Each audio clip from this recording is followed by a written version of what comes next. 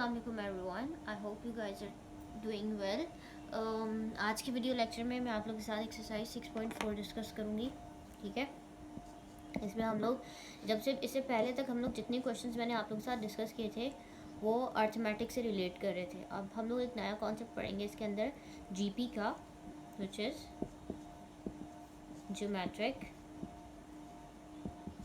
Progression. ठीक है, अच्छा, अब मैं दोनों पिछले अर्थमेटिक प्रोग्रेशन से इसको कंपेयर करवा के आप लोगों को थोड़ा सा डिफरेंस बताऊंगी कि क्या है जीपी के अंदर। जैसे हम लोग एपी के अंदर हम लोग किस तरह से मतलब आइडेंटिफाई करते हैं कि जो गिवन सीरीज है हमारे पास वो एपी के अंदर है, हम लोग कॉमन डिफरेंस निकालते हैं। ठीक है, कॉमन डिफरेंस हमारे पास क्या होता है, इससे डी से डिनोट करते हैं उसको, और कॉमन डिफरेंस डी से डिनोट करते हैं, और वो हमारे पास उसका फॉर्मूला होता है second term minus first term. ये तो था मेरे पास एपी की कहानी। अब अगर मैं जीपी की बात कर रही हूँ, उसमें हम लोग किस चीज़ की बात करते हैं, उसमें हम लोग बात करते हैं रेशो की। ठीक है, रेशो का और रेशो हमारे पास निकलता है किस तरीके से है, T2/T1। मतलब यहाँ पे मैं सब्ट्रैक्ट कर रही होती हूँ, इधर मैं डिवाइड करती हूँ, second term upon first term. इसका रेशो अगर मैं एक सीरीज़ में कंसेक्यूटिव देख रही हूँ, मतलब एक सीरीज़ के अंदर हर आगे वाली टर्म को अगर मैं पिछले वाली टर्म से डिवाइड कर रहा हूँ और एक ही नंबर आ रहा हो, यानी मतलब रेशो सेम आ रहा हो, तो हम लोग कहते हैं ये नंबर्स जो हैं वो जीपी के अंदर है। अच्छा, इसमें हमारे पास जनरल टर्म निकालने का फॉर्मूला था Tn=a+n-1 डी। ये मेरे पास है एपी के अंदर। अगर मुझे जनरल टर्म इसके अंदर निकालनी है तो वो मेरे पास होता है Tn=, इसका बाय द वे रेशियो को हम यहाँ पे r से डिनोट करेंगे।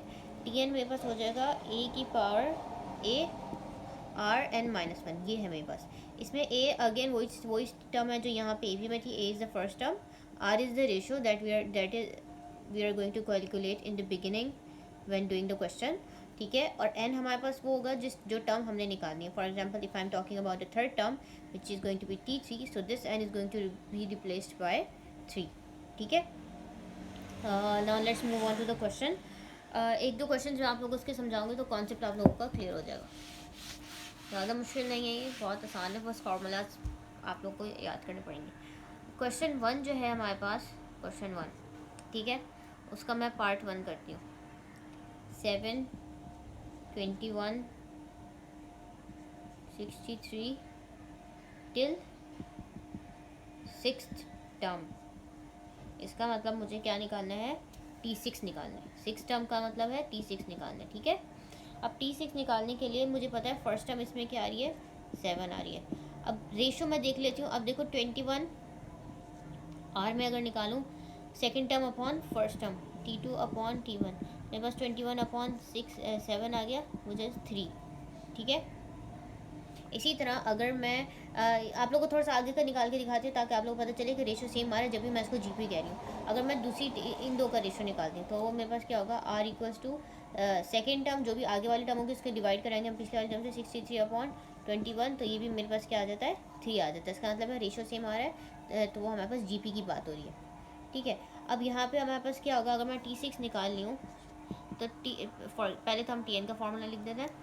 Tn मेरे पास होता है a⁻n-1। So if I am talking about T6, a हमारे पास क्या है, 7 है, r मैंने निकाला 3n-1।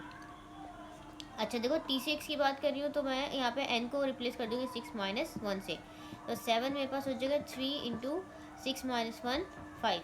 7 × 3⁵ अगर हम लोग जब इसको कैलकुलेट करेंगे तो मेरे पास आंसर क्या आ जाएगा, 1701 आ जाएगा।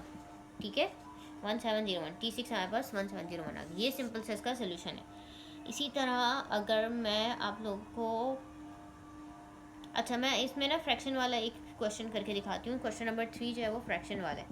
उसके अंदर हमें क्या दिया हुआ है, 2-1/2 टिल 17 टर्म। तो मुझे यानी समझो निकालना है T17 निकालना है। a मेरे पास क्या है, 2 है, r मेरे पास क्या होगा, second term upon first term -1/2। ठीक है, अब अगर मैं Tn का फॉर्मूला मेरे पास होता है a⁻n-1। If I am talking about T17, इसका मतलब है a तो मेरे मुझे पता है मेरे पास 2 है, r की जगह मैंने लगा दिया -12 n माइनस वन, n यानी 17 माइनस वन, ठीक है। उसके बाद अगर मैं जब इसके अंदर पुट करूँगी फार्मूला, तो मेरे पास आंसर क्या आ जाएगा, वन, ये 2 आ गया सिंपल। बल्कि इंस्टेड आप लोग इसको सिंप्लीफाई ना करें, डायरेक्ट आप लोग कैलकुलेटर से कर दें, आप लोग को आंसर मिल जाएगा 1/2 की पावर 15। डिपेंड लाजमी नहीं है, अगर आप लोग के पास ये आंसर नहीं आ रहा है, इसका आंसर डायरेक्ट आप नंबर्स की फॉर्म में भी लिख देंगे तो भी वो ठीक होगा, इस फॉर्मेट में लिख रहे हैं तो भी ठीक होगा। कैलकुलेशन आपकी ठीक होनी चाहिए, आंसर आपका कैलकुलेटर में कुछ का फ्रैक्शन में आ रहा है, कुछ का अगर होल नंबर कोई आ रहा है तो डजेंट मैटर, आपने इस तरीके से लिख दिया तो भी ठीक रहेगा। इस जीपीयू वाले क्वेश्चन को हम अभी इतना ही रखते हैं। नेक्स्ट वीडियो लेक्चर में इसके जो और इंपॉर्टेंट कुछ पार्ट्स हैं वो भी आप लोगों के साथ डिस्कस करूँगी। फॉर एनी क्यूरीज जो ask me in the comment box, please don't forget to like and subscribe my channel.